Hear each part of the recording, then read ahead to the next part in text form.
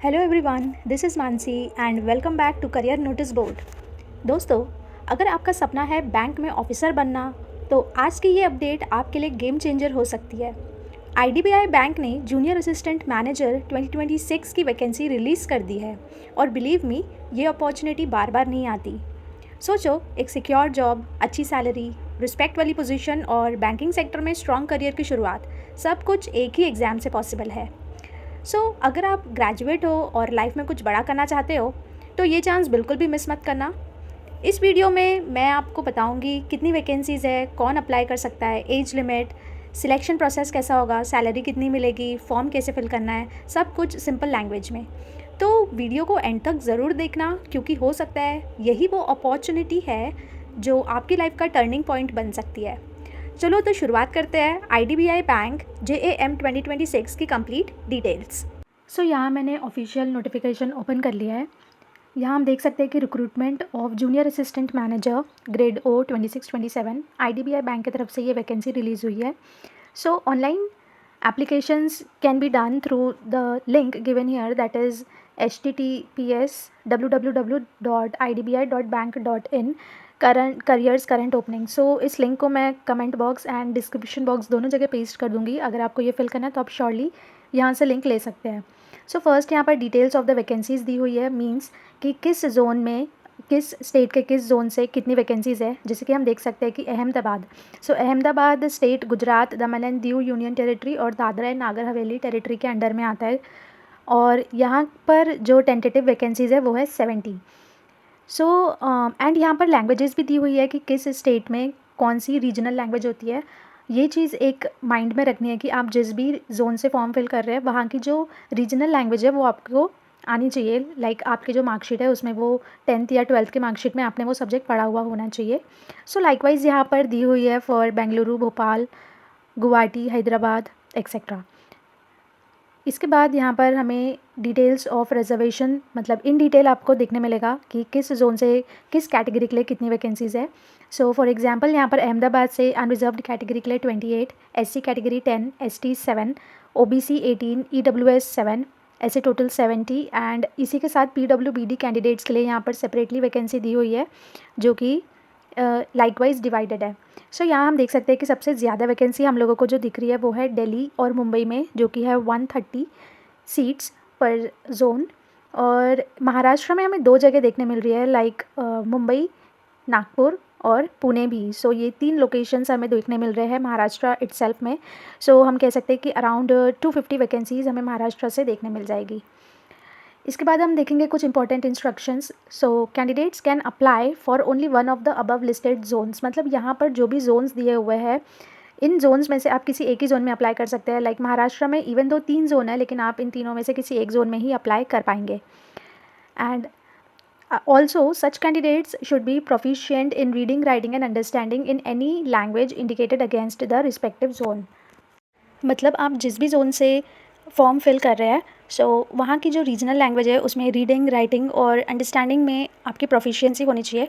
For example अगर हम देखें, मुंबई, अगर मुंबई महाराष्ट्र की जो रीजनल लैंग्वेज है वो मराठी है, मराठी लैंग्वेज में रीडिंग, राइटिंग में आपकी और अंडरस्टैंडिंग में प्रोफिशिएंसी होनी चाहिए। इसके अलावा आपके पास एक वैलिड सेल्फ डोमिसाइल सर्टिफिकेट और क्लास 10th या 12th स्टैंडर्ड में mark sheet substantiating having the knowledge of the indicated language of the chosen zone. मतलब कि अगर हम जैसे मुंबई की बात कर रहे हैं, आपका 10th या 12th स्टैंडर्ड में आपने वहाँ का जो रीजनल सब्जेक्ट है लाइक मराठी, वो आपने पढ़ा हुआ होना चाहिए और ये आपकी मार्कशीट पर अवेलेबल होनी चाहिए। इसके बाद अगर हम देखें, candidates shall be posted for initial 10 years of the service with in the applied zone. मतलब आप जिस भी जोन से अप्लाई कर रहे हैं, इनिशियल 10 years ऑफ सर्विस में आपको वहीं पोस्टिंग आपको वहीं मिलेगी। Candidates will not be allowed to amend change their zone of choice. मतलब एक बार आपने फॉर्म फिल कर लिया है और सबमिट कर दिया है, इसके बाद आप जो है जोन में किसी भी तरह की चेंजेस नहीं कर पाएंगे। इन case of multiple applications only the latest valid application will be retained. मतलब कि अगर आपने फर्स्ट ऑफ ऑल आपको किसी एक जोन से ही आप फॉर्म फिल कर पाएंगे। अगर आपने एक से ज़्यादा फॉर्म फिल करे हैं उस पर्टिकुलर जोन से ही, आपका जो लेटेस्ट एप्लीकेशन है वही कंसिडर किया जाएगा, बाकी सारे एप्लीकेशंस इनवैलिड हो जाएंगे। और अगर फ़ीस पेमेंट के केस में भी अगर एक से ज़्यादा बार आपने फ़ीस पे कर दिया है, फ़ीस आपकी एक बार ही कंसिडर की जाएगी और बाकी सारा वेस्ट हो जाएगा, वो रिफ़ंड नहीं हो पाएगा। एलिजिबिलिटी क्राइटेरिया देखेंगे हम एज ऑन March 1, 2026 इन्होंने दिया हुआ है. So please note that no change of category or applied zone for any of the position or any other details will be permitted at any stage. जैसे कि हमने discuss किया कि जो first of all applied zone, जिस zone में आप apply कर रहे हैं वहाँ पर आप किसी तरह का चेंज नहीं कर सकते हैं लेटर ऑन. इसी के साथ कैटेगरी में भी आप किसी तरह का चेंज नहीं कर पाएंगे, इसलिए फॉर्म फिल करते वक्त आपने बहुत पर्टिकुलर रहना है कि आप सभी डिटेल्स को करेक्टली फिल करें. यहाँ पर हम एजुकेशनल क्वालिफिकेशन देख लेते हैं पहले. So bachelors degree with minimum 60% for general EWS and OBC candidates and 55% for SC ST and PWBD candidates.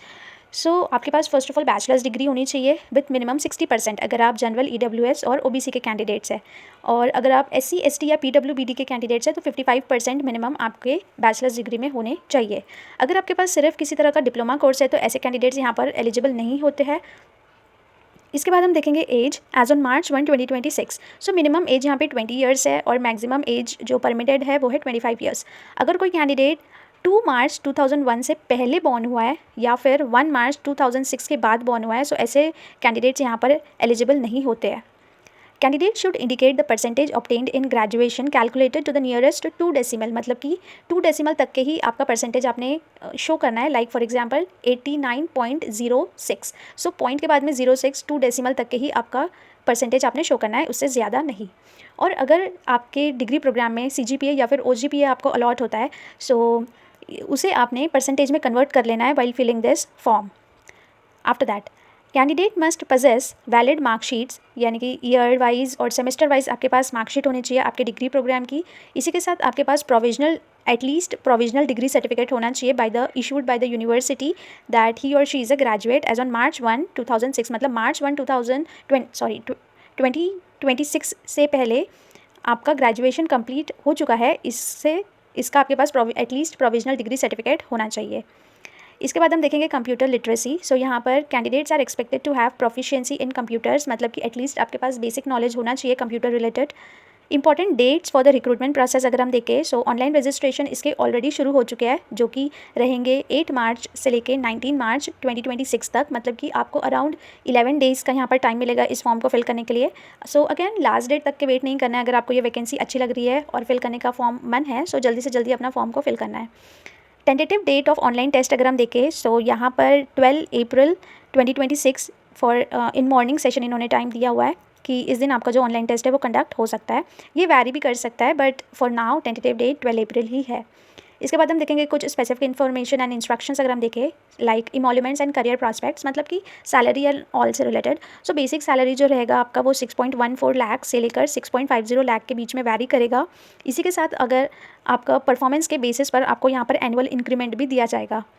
The appointee would be covered under the IDBI bank limited new pension scheme, और इन सब के साथ आपको जो IDBI bank के under new pension scheme है उसके under भी आपका कवरेज आ जाएगा. करियर प्रॉस्पेक्ट्स अगर हम देखें, सो जो ग्रेड O ऑफिसर्स है, यानी कि जिस असिस्टेंट मैनेजर जिसके लिए ये वैकेंसी आई हुई है, so shall be considered for promotion to next cadre that is grade A on completion of 3 years of service. मतलब कि अगर आप as a grade O officer 3 साल के लिए आपकी सर्विस देते हैं तो उसके बाद आपका प्रमोशन होगा टू ग्रेड A ऑफिसर. इसके बाद हम देखेंगे terms of appointment and posting. So the initial appointment will be on probation for a period of 1 year, मतलब कि जो स्टार्टिंग का 1 year रहेगा वो आपका प्रोबेशन पीरियड रहेगा from the date of joining, जब से आपने ज्वाइन किया है. इसके बाद आपको आपका जो सक्सीडिंग क्वार्टर है, सक्सीडिंग फर्दर टाइम में आपको आपका कन्फर्मेशन या अपॉइंटमेंट लेटर मिल जाएगा कि अब आप यहाँ के रेगुलर एम्प्लॉय हो चुके हैं. इसके बाद हम देखेंगे सिलेक्शन प्रोसेस, जो कि एक बहुत इंपॉर्टेंट फैक्टर है. सो यहाँ पर जो सिलेक्शन प्रोसेस है वो 4 स्टेप्स में बेसिकली डिवाइडेड है, यानी कि फर्स्ट है online test, then document verification, then personal interview and pre recruitment medical test, मतलब कि आपका रिक्रूटमेंट फाइनल होने से पहले मेडिकल टेस्ट जो एक कंडक्ट होगा दैट इज़ ऑल्सो इन्वॉल्व्ड. अब हम देखेंगे the structure of online examination will be as under. ये एक बहुत इंपॉर्टेंट फैक्टर हो जाता है अगेन. सो यहाँ पर हमें 4 डिफरेंट टेस्ट देखने मिलेंगे. लाइक फर्स्ट है logical reasoning, data analysis and interpretation, जिसमें हमें 60 क्वेश्चंस देखने मिलेंगे 60 मार्क्स के लिए, और इसके लिए जो टाइम अलॉटेड रहेगा वो रहेगा 40 मिनट्स. इंग्लिश लैंग्वेज देखें तो 40 क्वेश्चंस रहेंगे 40 मार्क्स के लिए, और जो टाइम अलॉटेड है 20 मिनट्स. क्वांटिटेटिव एप्टीट्यूड के लिए 40 questions for 40 marks and 35 minutes आपको यहाँ मिलेंगे. General economy, banking awareness, computer IT से रिलेटेड जो टेस्ट है उसमें 60 क्वेश्चंस देखने मिलेंगे 60 मार्क्स के लिए, और यहाँ पे टाइम अलॉटेड रहेगा 25 मिनट्स। सो ऐसे टोटल आपको 120 मिनट्स में 200 क्वेश्चंस सॉल्व करने हैं फॉर 200 मार्क्स। जो पेपर है वो आपको बाइलिंगुअल, दैट इज़ इंग्लिश और हिंदी लैंग्वेज में देखने मिल जाएगा, एक्सेप्ट फॉर इंग्लिश लैंग्वेज जो कि सिर्फ इंग्लिश में रहेगी। इसी के साथ यहाँ पर देयर शैल ऑल्सो भी सेक्शनल टाइमिंग, मतलब कि यहाँ हम देख सकते हैं कि 4 डिफरेंट सेक्शंस है। सो यहाँ पर जो टाइम अलॉटेड है ये आपको इतना ही टाइम मिलेगा। ऐसे पॉसिबल नहीं है कि आपने इंग्लिश लैंग्वेज के लिए 10 मिनट्स ले लिए और क्वांटिटेटिव एप्टीट्यूड के लिए 45 मिनट्स लिए, that is not possible. So आपको यहाँ पर सेक्शनल टाइमिंग मिलेगी। Candidate will be required to obtain a minimum score in each test, मतलब कि यहाँ पर जो 4 डिफरेंट टेस्ट है, आपको इन 4 डिफरेंट टेस्ट का जो मिनिमम क्वालिफाइंग मार्क्स है वो आपको एटलीस्ट लाना पड़ेगा to pass this test. Penalty for wrong answer अगर हम देखें सो यहाँ पर 1/4 यानी कि 0.25 मार्क्स की आपको यहाँ पर पेनल्टी देखने मिल जाएगी अगर आपका कोई आंसर रॉन्ग होता है। अगर आपने किसी क्वेश्चन को ब्लैंक छोड़ दिया है, मतलब कि आंसर नहीं किया है, तो आपको वहाँ पर मार्क्स डिडक्शन नहीं होगा। लेकिन अगर आपका आंसर कोई रॉन्ग हो जाता है तो 0.25 मार्क्स का डिडक्शन आपको यहाँ पे देखने मिल जाएगा। अब हम देखेंगे पर्सनल इंटरव्यू से रिलेटेड कुछ important points. So the personal interview shall be of 100 marks. Basically जो पर्सनल इंटरव्यू है वो 100 मार्क्स के लिए रहेगा, and candidates need to score the minimum qualifying marks in interview which shall not be less than 50%।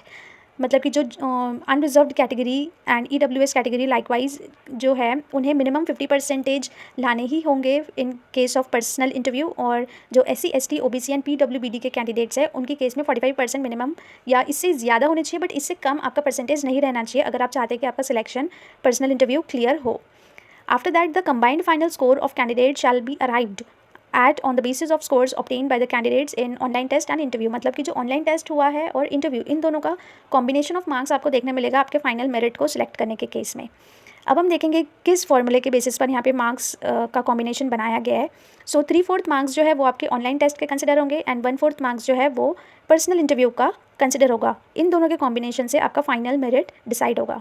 इसी के साथ the merit list shall be drawn zone wise, मतलब कि जोन वाइज आपको यहाँ पे मेरिट लिस्ट देखने मिल जाएगी। वैरी कर सकते हैं मार्क्स जोन वाइज। अब हम देखेंगे medical fitness. So the final offer of employment would be issued to candidates who are found to be medically fit as per bank's medical fitness standards. मतलब कि आप अगर मेडिकली फिट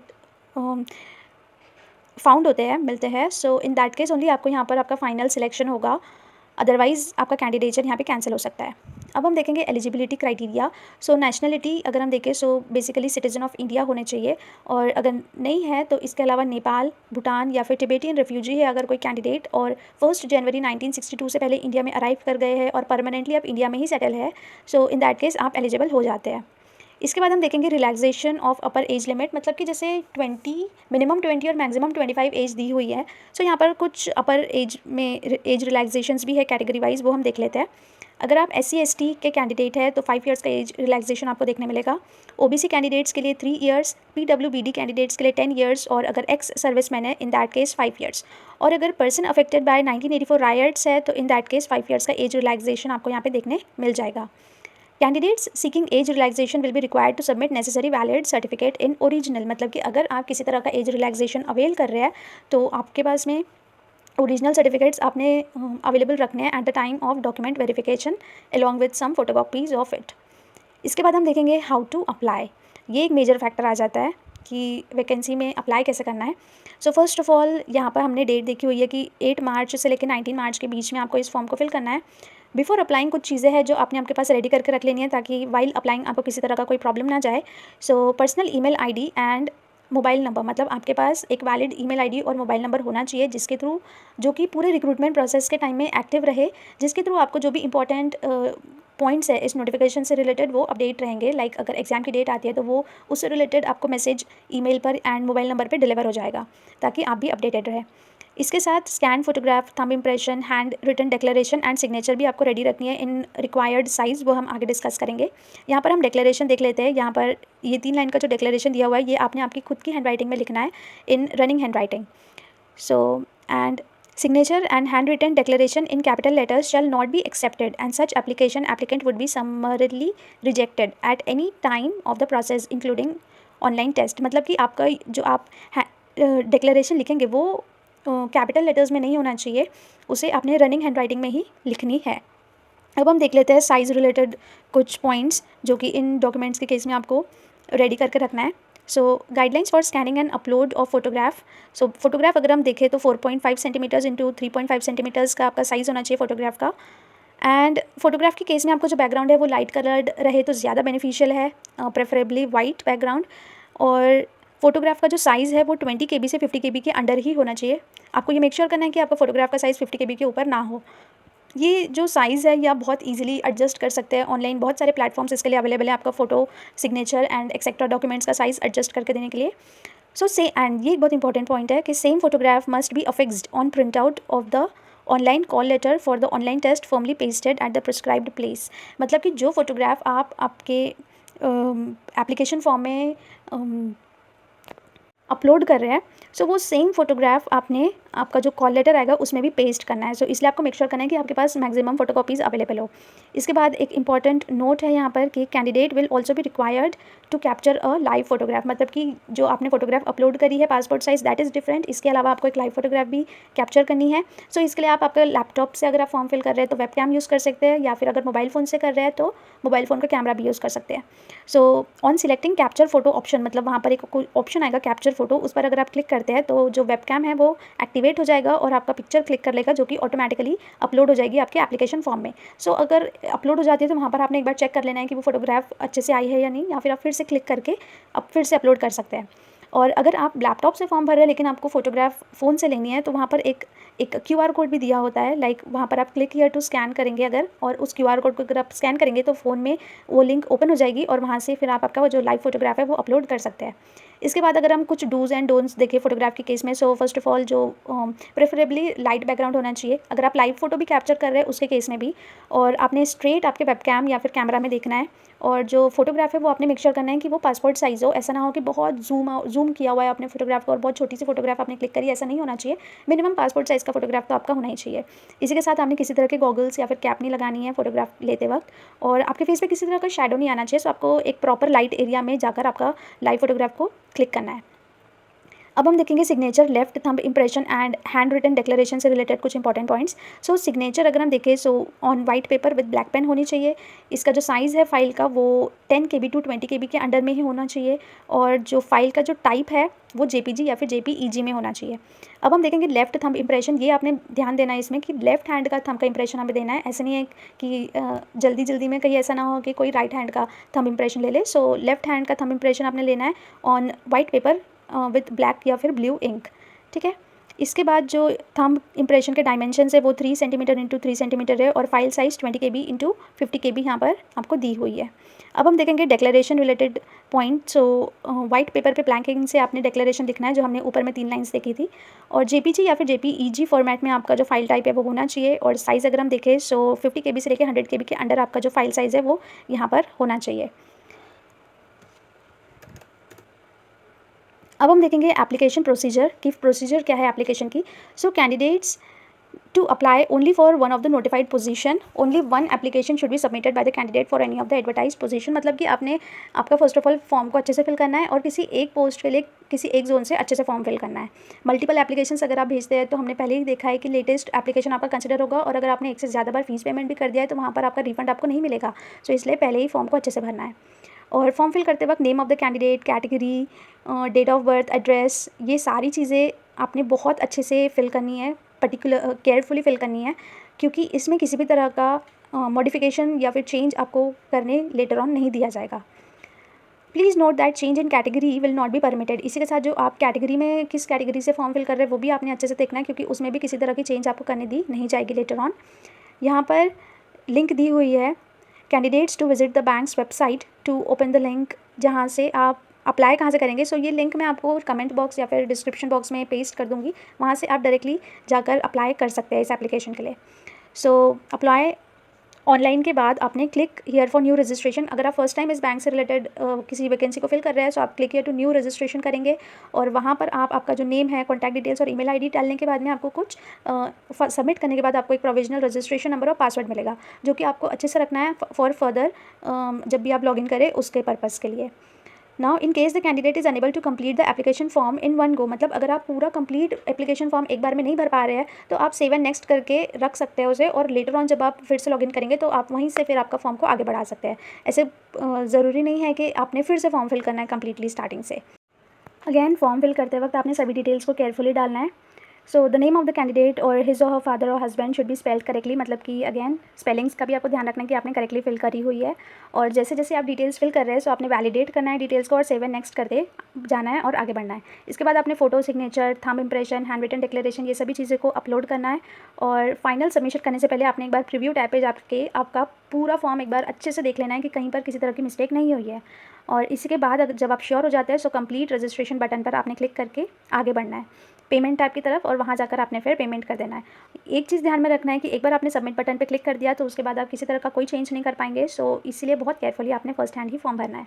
अब हम देखेंगे ऑनलाइन पेमेंट ऑफ फीस से related point. So payment is to be made in online mode only. So आप credit card, debit card या फिर UPI ID से भी आपका पेमेंट कर सकते हैं। अगर SC ST या PWBD के कैंडिडेट्स हैं सो उनके लिए 250 रुपीज़ यहाँ पर उन्हें पे करने हैं। और अगर all other candidates like unreserved category, EWS category etcetera, so उस केस में 1050 रुपीज़ आपको यहाँ पर चार्जेस पे करने होंगे वाइल फिलिंग दिस फॉर्म। सो यहाँ पर कंप्लीट डिटेल्स आपने अच्छे से फिल करनी है। अब हम देख लेते हैं कुछ इंपॉर्टेंट इंस्ट्रक्शंस, मतलब कि किस क्वालिफिकेशन के लिए हमें कौन सी डॉक्यूमेंट रिक्वायर्ड रहेगा। सो लिस्ट ऑफ डॉक्यूमेंट अगर हम देखें सो अगर आपको एज रिलेटेड फैक्टर अगर हम कंसिडर करें तो आपके पास में बर्थ सर्टिफिकेट या फिर स्कूल लिविंग सर्टिफिकेट या फिर 10th या फिर 12th स्टैंडर्ड की मार्कशीट चाहिए जिसमें आपका डेट ऑफ बर्थ हो प्रेजेंट। लैंग्वेज प्रोफिशिएंसी के लिए आपके पास में सेल्फ डोमिसाइल सर्टिफिकेट या फिर 10th या 12th स्टैंडर्ड की मार्कशीट पर वो पर्टिकुलर सब्जेक्ट आपने पढ़ा है इसका प्रूफ होना चाहिए। एजुकेशन क्वालिफिकेशन अगर हम देखें सो हाई स्कूल एंड इंटरमीडिएट के लिए आपके पास मार्कशीट एंड पासिंग सर्टिफिकेट्स होने चाहिए। ग्रेजुएशन देखें तो semester wise and year wise आपके पास में सभी मार्कशीट्स अवेलेबल चाहिए। इसी के साथ डिग्री और प्रोविजनल डिग्री भी आपके पास अवेलेबल चाहिए। कास्ट अगर हम देखें for SC ST OBC and EWS, तो कास्ट से रिलेटेड, क्लास से रिलेटेड जो भी सर्टिफिकेट्स रिक्वायर्ड है वो सभी सर्टिफिकेट आपके पास अवेलेबल होने चाहिए। वर्क एक्सपीरियंस अगर आप बताते हैं किसी तरह का वर्क एक्सपीरियंस, तो उससे रिलेटेड प्रॉपर आपके पास में पे स्लिप हो गया, रिलीविंग्स लेटर हो गया, ऑफर लेटर हो गया। सो ये सारी चीज़ें आपके पास प्रॉपर्ली अवेलेबल होनी चाहिए। PWBD कैंडिडेट्स के पास भी उनका प्रॉपर सर्टिफिकेट होना चाहिए जिसमें 40% something related disability minimum required होती है। फ़ोटो आइडेंटिटी अगर हम देखें so any of this two like PAN card, passport, driving licence, voter ID, इनमें से किसी 2 फ़ोटो आइडेंटिटी थिंग्स आपके पास में अवेलेबल होनी चाहिए वाइल फिलिंग दिस फॉर्म। अगर हम देखें कास्ट रिलेटेड एक इंपॉर्टेंट पॉइंट, सो कास्ट रिलेटेड डिस्ट्रिक्ट मजिस्ट्रेट या फिर एडिशनल डिस्ट्रिक्ट मजिस्ट्रेट, इनका आपके पास में सर्टिफिकेट, कास्ट सर्टिफिकेट इनकी सिग्नेचर का होना चाहिए। डिसेबिलिटी में भी सेम रिक्वायर्ड है कि जो भी अथॉरिटीज़ है, कॉम्पिटेंट अथॉरिटीज़ है जो PWBD कैंडिडेट्स के लिए सर्टिफिकेट रिलीज़ करते हैं, देते हैं उन्हें, सो वो आपके पास प्रॉपर्ली होना चाहिए। यहाँ अगेन बताया हुआ है कि the online test is schedule to be held on 12 April 2026 morning session, मतलब कि 12 अप्रैल को आपका जो ऑनलाइन टेस्ट है वो यहाँ पर रखा हुआ है कंडक्ट होने के लिए। आफ्टर दिस अगर हम देखें actions against candidate found guilty of misconduct और यूज़ ऑफ अनफेयर मीन्स, अगर आप किसी भी तरह का अनफेयर मीन्स या फिर मिसकंडक्ट करते हुए पाए जाते हैं सो आपका कैंडिडेचर यहाँ पे कम्प्लीटली कैंसिल हो जाएगा। इसलिए आपने ऐसा किसी भी तरह का कोई चीज़ करने से बचना है, अवॉइड करना है। Pre examination training for SC ST OBC and PWBD candidate, so जो इन कैटेगरीज़ के कैंडिडेट्स हैं उनके लिए प्री एग्जामिनेशन ट्रेनिंग प्रोग्राम रखा जाएगा। एंड इसके लिए आपने candidates will not be called for PET if they do not opt for the same in the application form, मतलब कि आपको एप्लीकेशन फॉर्म भरते वक्त ही इसके लिए अप्लाई करना है। आपको जो IDBI का जो सिस्टम है वो अपनी तरफ से आपको नहीं बुलाया जाएगा अगर आप इसके लिए अप्लाई या ऑप्ट नहीं करते हैं। सो यहाँ पर बेसिकली एक ट्रेनिंग प्रोग्राम रहेगा जिसमें आपको थोड़ा आइडिया मिल जाएगा कि आपको एग्ज़ाम के दौरान किस तरह से क्वेश्चंस या आंसर्स को सिलेक्ट करना है एंड एक्सेट्रा थिंग्स। अब हम नेक्स्ट देखें guidelines for candidates availing compensatory time. So जो भी हमारे PWBD के कैंडिडेट्स हैं जिन्हें एक्स्ट्रा टाइम रिक्वायर्ड होता है, सो यहाँ पर 20 मिनट्स पर आवर आपको टाइम दिया जाएगा, प्रोवाइडेड कि आपके पास जो रिक्वायर्ड डॉक्यूमेंट्स है वो अवेलेबल हो। सो किसी भी तरह का PWBD कैंडिडेट्स के लिए यहाँ पर जैसे अगर विजुअली इम्पेयर्ड कैंडिडेट्स है उनके केस में भी 20 मिनट्स फॉर 1 एवरी आवर, मतलब अगर 1 आवर का पेपर है तो 20 मिनट्स, अगर ऐसे ही 2 आवर्स का पेपर है तो 20 + 20 40 मिनट्स आपको एक्स्ट्रा टाइम यहाँ पर मिल जाएगा। Use of scribe and compensatory time persons having less than 40% disability, मतलब कि अगर आपको स्क्राइब भी का जो बेनिफिट है वो भी अवेल करना है, सो इसके लिए भी आपके पास प्रॉपर अपने सारी जो फॉर्मेलिटीज़ है वो पूरी करनी है। The facility of scribe and और compensatory time shall be granted solely to those having difficulty in writing subject of to production of a certificate to the effect that person concerned has limitation to write, मतलब कि अगर आप लिख नहीं पा रहे हैं सो इन दैट केस ओनली आपको स्क्राइब का जो फैसिलिटी है वो यहाँ पे प्रोवाइड किया जाएगा। इसके बाद अगर हम देखें यहाँ हमें एनेक्जर 2 देखने मिल जाएगा, मतलब कि यहाँ पर स्टेट वाइज एंड वहाँ पर कौन कौन से सिटीज़ में जो ऑनलाइन टेस्ट है वो कंडक्ट होगा, इससे रिलेटेड इन्फॉर्मेशन है। फॉर एग्जांपल अगर हम अंडमान एंड निकोबार आइलैंड की बात करते हैं, सो यहाँ पे Port Blair as a examination centre हमें दिया हुआ है। अगर हिमाचल प्रदेश की बात करते हैं तो बिलासपुर, हमीरपुर, कांगड़ा, कुल्लू, मंडी एंड ऊना एक्सेट्रा। यहाँ पर लाइकवाइज आपको जो है एग्जामिनेशन सेंटर्स देखने मिल जाएंगे। सो आई बिलीव कि आपको यहाँ पे एग्जामिनेशन सेंटर भी सिलेक्ट करना है। सो आपने प्रॉपरली, जैसे for example Maharashtra, so Amravati, Chhatrapati Sambhajinagar, Chandrapur, Dhule, Jalgaon, Kolhapur, Latur etcetera, आपको यहाँ पर ये सारे जो है एग्जामिनेशन सेंटर्स देखने मिल जाएंगे। सो लाइकवाइज आपने प्रॉपरली आपका एग्जामिनेशन सेंटर सिलेक्ट करना है। सो इसी के साथ फ्रेंड्स हम आ गए हैं हमारे इस नोटिफिकेशन की एंड पे। एक बात आपने जो याद रखनी है वो ये कि IDBI बैंक JAM 2026 सिर्फ एक वैकेंसी नहीं है, ये एक सिक्योर फ्यूचर का गेटवे है। इस जॉब के साथ क्योंकि आपको मिलेगी एक stable salary, government backed bank की सिक्योरिटी, मेडिकल बेनिफिट्स, अलाउंसेस और सबसे इम्पॉर्टेंट करियर ग्रोथ। और आज आप जूनियर असिस्टेंट मैनेजर बनोगे, कल प्रमोशन लेकर ब्रांच मैनेजर तक भी पहुंच सकते हो। सो आज ही आपने डिसीजन लेना है, प्रिपरेशन स्टार्ट करनी है और खुद से प्रॉमिस करना है कि इस बार सिलेक्शन मेरा ही होगा। सो फ्रेंड्स, अगर आपको ये वीडियो हेल्पफुल लगी है तो लाइक ज़रूर करना, आपके जो सीरियस एस्पिरेंट फ्रेंड्स हैं उनके साथ शेयर ज़रूर करिएगा और इसी के साथ करियर नोटिस बोर्ड को सब्सक्राइब भी कर देना ताकि आपको जो फ्यूचर इंपॉर्टेंट अपडेट्स है वो भी टाइम टू टाइम मिलती रहे। So thank you for watching this video and see you in the next video. तब तक के लिए मेहनत जारी रखो, फोकस बनाए रखो और अपना सिलेक्शन कन्फर्म करो।